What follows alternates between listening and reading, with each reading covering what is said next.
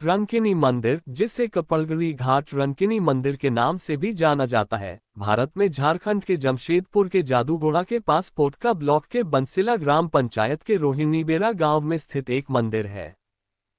ये हाता जादूगोड़ा राज्य राजमार्ग के पास स्थित है। वह पत्थर जो मूर्ति है, माना जाता है कि वह देवी काली का भौतिक अवतार है।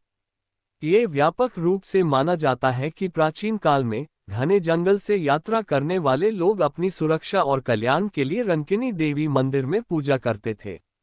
मां रंकिनी मंदिर के बारे में कहा जाता है कि देवी रंकिनी एक पत्थर में विराजमान है और आज भी जागृत है। रंकिनी मंदिर की स्थापना 1947-50 के दौरान हुई थी। वर्तमान में यहीं पर मां की पूजा होती है। माता रंकिनी मुख्य मंदिर के नीचे से गुजरने वाले नाले के बगल में स्थित कपलगढ़ी घाटी में निवास करती थी। मां एक बंधन में पत्थर के रूप में थी। कहा जाता है कि रंकिनी देवी ने दीनबंधु सिंह नाम के व्यक्ति को सपने में आकर खुद के पत्थर के रूप में होने की बात कही थी। देवी ने उसे स्वप्न में ये भी बताया कि उसे पूजा की आवश्यकता है और वह उसकी पूजा करेगा। उस दिन के बाद से दीनबंधु सिंह उस चट्टान में सिंदूर और रंगीन कपड़ा लेकर पूजा करने लगे। इसके कुछ वर्ष बाद माता ने दीनबंधु को दिव्य स्वप्न दिया और उनसे एक ऐसा स्थान स्थापित करने को कहा जहां आम जनता भी पहुंच सके और माता रंकिनी की पूजा कर सके। मां के आदेश का पालन करते हुए दीनबंधु ने देवी की मूर्ति के रूप में एक शिला पत्थर की स्थापना की, जहां मां रंकिनी का मंदिर स्थित है। दीनबंधु के बाद उनके बेटे मानसिंह और मानसिंह के बाद उनके बेटे बैद्यनाथ सिंह अपने परिवार और उनके द्वारा बनाए गए ट्रस्ट के साथ मंदिर का संचालन कर रहे हैं। कहा जाता है कि जिस पत्थर को माता के रूप में पूजा जाता है उसका आकार साल दर साल बढ़ता जा रहा है। इस पत्थर को जीवित पत्थर कहा जाता है। लोग इसे माता की महिमा और उनकी दिव्य उपस्थिति का प्रमाण बताते हैं। देवी रंकिनी कपलगढ़ी घाटी के जंगलों में रहती थी। एक दिन एक चरवाहा जंगल में अकेली घूम रही एक लड़की को देखकर उसके बारे में पूछने लगा, लेकिन लड़की ने कोई जवाब नहीं दिया। चरवाहे से बचने के लिए वह कपलगढ़ी घाट पहुंची, जहां एक धोबी कपड़े धो रहा था। वह उसके कपड़े के थैले में जाकर छिप गई। कुछ देर बाद जब चरवाहे को लड़की नहीं मिली तो वह जंगल में लौट आया। इस बीच देवी जिस कपड़े में छिपी हुई थी उसका ढेर पत्थर में बदल गया था। माना जाता है कि मंदिर में पूजी जाने वाली देवी काली का भौतिक अवतार है।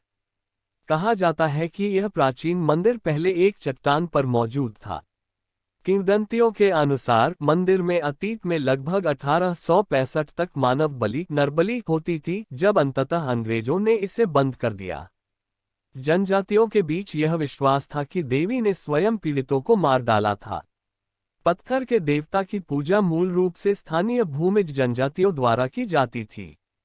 बाद में समय बीतने के साथ यह पूजा हिंदू देवी दुर्गा की पूजा में बदल गई, शायद जब धालभूमगढ़ के राजाओं ने सत्ता संभाली। धालभूम के बारे में पहली बार तब लिखा गया था जब ब्रिटिश सेना ने 1767 में मिदनापुर के राजा के साथ मिलकर धालभूम और घाटशिला क्षेत्र पर 1765 में पिछले असफल प्रयास के बाद हमला किया था।